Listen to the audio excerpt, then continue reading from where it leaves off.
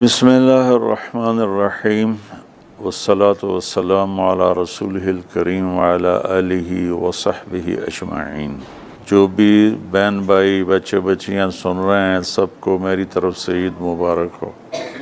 عید کی خوشی ہم کیوں مناتے ہیں، پہلے میں یہ تھوڑا سا واضح کر دوں کہ رمضان کا مہینہ اللہ نے پورا ایک ہمارے لیے خوشی کا مہینہ بنایا ہے، جس میں اللہ کی جنت کے دروازے کھول دیے جاتے ہیں، جہنم کے بند کر دیے جاتے ہیں، شیطان قید کر دیے جاتے ہیں، جنت کو روزانہ سجایا جاتا ہے، اللہ کا عرش پہلے آسمان پہ آ جاتا ہے، اللہ کی طرف سے اعلان ہو رہا ہوتا ہے، کوئی بخشش چاہنے والا، کوئی حاجت مانگنے والا، فرض 70 فرضوں کے برابر ہو جاتا ہے اور نفل فرض کے برابر ہو جاتا ہے، اور نفل اور فرض کا فرق اتنا بڑا ہے کہ قیامت تک 2 رکعت نفل پڑھتا رہے تو فرض رکعت کے ایک سجدے کے برابر نہیں۔ اور اس میں جو مر جاتے ہیں اہل ایمان، ان کا حساب نہیں ہوتا، ان کو قبر میں منکر نکیر نہیں آتے، اللہ تعالیٰ ان کو معاف فرما دیتا ہے۔ اس طرح 29 دن رات یہ سلسلہ چلتا ہے، اور آخری رات پھر اللہ تعالیٰ اعلان فرماتے ہیں کہ میرے بندوں نے رات کو قیام کیا، یعنی تراویح کی نماز پڑھی، دن میں روزہ رکھا، تو میں نے اس پر ان سب کی بخشش فرما دی۔ تو اس خوشی میں پھر ہم سب مل کر اللہ کی بارگاہ میں شکرانے کے مل کر 2 نفل ادا کرتے ہیں اور اللہ کا شکر ادا کرتے ہیں کہ یا اللہ تیرا شکر ہے، تو نے ہمارے گناہوں کو معاف فرمایا، جہنم کو ہم پہ حرام کیا، جنت کو ہم پہ واجب کیا۔ اصل تو عید کی خوشی کی یہ وجہ ہے۔ آپ عید کے لیے غسل فرماتے تھے اور اپنے کپڑوں میں سے اچھے کپڑے منتخب فرماتے تھے، اور فجر کی نماز کے بعد آپ اشراق نہیں پڑھتے تھے اس دن، باقی آپ کی ساری زندگی کا معمول تھا کہ فجر کے بعد آپ اشراق پڑھتے تھے، لیکن اس دن آپ اشراق نہیں پڑھتے تھے۔ غسل فرما کے پھر کچھ کھا کے، کوئی میٹھی چیز، کھجور ہی عام طور پر ہوتی تھی، کھجور کھا کے پھر آپ عیدگاہ کی طرف تشریف لے جاتے تھے، اور پہلے نماز پڑھاتے تھے، پھر خطبہ ہوتا تھا، اور اس کے بعد جس راستے سے آپ جاتے تھے اس راستے کو چھوڑ کر پھر اور راستے سے گھر واپس آتے تھے، پھر وفود سے ملاقات کرتے تھے، سرداروں سے، صحابہ سے ملاقات کرتے تھے، اس میں کچھ کھانوں کا اہتمام بھی ہوتا تھا۔ اس طرح ایک عام روٹین کی عید ہوتی تھی آپ کی، ملاقاتیں کرنا، کھانوں میں جانا، اور اچھے کپڑے پہننا، سب کو خوشی سے ملنا، یہ عید الفطر پر آپ کا یہ معمول تھا۔ باقی جو اداسیاں ہیں، ڈپریشنیں ہیں، اس کی وجہ آپس کی محبتوں کا کم ہو جانا ہے، اور دنیا کی ایسی دوڑ جس نے اپنے آپ کو بھی بھلا دیا ہے، اور آپس کی نفرتیں ہیں، اور آپس کے بغض، حسد ہیں، ان منفی جذبوں نے ہماری خوشیوں کو دھندلا دیا ہے، ورنہ رمضان کا ہر لمحہ خوشی کے لیے ہے، اور عید اس کی پیک ہے، اور پوری زندگی اللہ راضی ہو رہا ہو تو خوشی ہی خوشی ہے۔ ہمیں اپنے ملک سے، اپنی نسل سے آپس کی نفرتیں، حسد، بغض یہ مٹانے ہوں گے، تب جا کر ہمیں حقیقی خوشیاں حاصل ہوں گی۔ میں اس عید کے خوشی کے موقع پر اپنی قوم سے ہاتھ جوڑ کے اپیل کروں گا کہ جھوٹ بولنا چھوڑ دیں، دھوکہ دینا چھوڑ دیں، اور ظلم کرنا چھوڑ دیں۔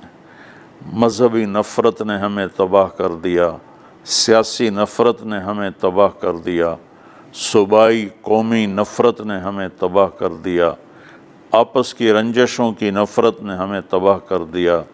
میں ساری قوم کے سامنے جھولی پھیلا کر چاروں صوبوں کے رہنے والوں سے اور ہر مکتب فکر سے متعلق اہل ایمان سے یہ درخواست کرتا ہوں کہ آئیں ہم سچائی کو اپنا ساتھی بنائیں اور دیانتداری سے اپنے آپ کو آراستہ کریں اور انصاف کا ساتھ دیں، نہ ظالم بنیں نہ ظالم کا ساتھ دیں۔ اسلام دو چیزوں کا مجموعہ ہے، ایک اللہ کا حق ہے جو عبادات کی شکل میں ہے، اور ایک اللہ کے بندوں کا حق ہے جو اخلاقیات اور معاملات اور معاشرت کی شکل میں ہے۔ یہ دونوں کمپلسری پیپر ہیں، دونوں لازمی پیپر ہیں، ان دونوں میں پاس ہونا ضروری ہے۔ میری نماز اچھی ہے لیکن میری دکان پہ جھوٹ ہے تو نماز اس جھوٹ کی کمی کو پورا نہیں کر سکے گی۔ میری دکان پہ سچ ہے لیکن میں نماز نہیں پڑھتا تو میرا یہ سچ بولنا میرے نماز کی کمی کو پورا نہیں کر سکتا۔ اللہ کے نبی نے دنیا سے جاتے ہوئے دو لفظوں میں سارا دین بتا دیا تھا۔ جب آپ کے جانے کا وقت قریب تھا تو آپ دو لفظ دہرا رہے تھے، الصلاۃ وما ملکت ایمانکم، میری امت میرے بعد ایک نماز نہ چھوڑنا، اور ایک امت کے غریب مسکین لوگوں سے، نوکر غلاموں سے اچھا سلوک کرنا۔ یہ دو الگ الگ ڈیمانڈ ہیں، جیسے پانی پینے سے روٹی کی کمی پوری نہیں ہو سکتی اور روٹی کھانے سے پانی کی کمی پوری نہیں ہو سکتی۔ یہ دونوں الگ چیزیں ہیں۔ اخلاق کو عبادت کی کمی پر نہیں کر سکتی، اور عبادت کی کمی اخلاق کو اور اخلاق کی کمی کو عبادت پورا نہیں کر سکتی۔ ان دونوں چیزوں میں پاس ہونا ضروری ہے، تب جا کر ایک معتدل معاشرہ وجود میں آتا ہے۔ ایک حدیث سنا کے بات ختم کرتے ہیں۔ میرے نبی وضو فرما رہے تھے تو صحابہ آپ کے وضو کا پانی گرنے نہیں دے رہے تھے، نیچے سے لے کر کوئی پی رہا تھا، کوئی منہ پہ مل رہا تھا۔ تو آپ نے فرمایا ما یحملکم علی ھذا، یہ کیا کر رہے ہو؟ وہ کہنے لگے یا رسول اللہ، اللہ اس کے رسول کی محبت میں کر رہے ہیں۔ تو آپ نے فرمایا میں تمہیں بتاتا ہوں اللہ اس کے رسول سے محبت کرنے والا کون ہوتا ہے۔ فَلْيُسْتِقِ الْحَدِيثَ إِذَا حَدَّثَ، اللہ رسول سے محبت کرنے والا وہ ہوتا ہے جو ہمیشہ سچ بولتا ہے۔ فَلْيُؤَدِّ الْأَمَانَةَ إِذَا تُؤْمِنَ، جو ہمیشہ امانت داری سے کام لیتا ہے، کبھی دھوکہ فراڈ نہیں کرتا۔ فَلْيُحْسِنْ جِوَارَ مَنْ جَاوَرَهُ، اور جو ہمیشہ اپنے پڑوسیوں کے ساتھ اچھا سلوک کرتا ہے، پڑوسی اپنے ہوں، غیر ہوں، مسلم ہوں، نان مسلم ہوں، وہ ان کے ساتھ اچھا سلوک کرتا ہے۔ یہ تین نشانیاں ہیں عشق رسول کی۔ یہ تین باتیں میری قوم اپنا لے تو یہ اندھیرے اجالوں میں انشاءاللہ تبدیل ہو جائیں گی۔ دنیا کے لیے قانون ہے اللہ تعالیٰ کا کہ جس قوم میں انصاف، دیانتداری اور سچائی ہوگی انہیں اللہ عروج دے گا، وہ مسلم ہو یا نان مسلم ہو۔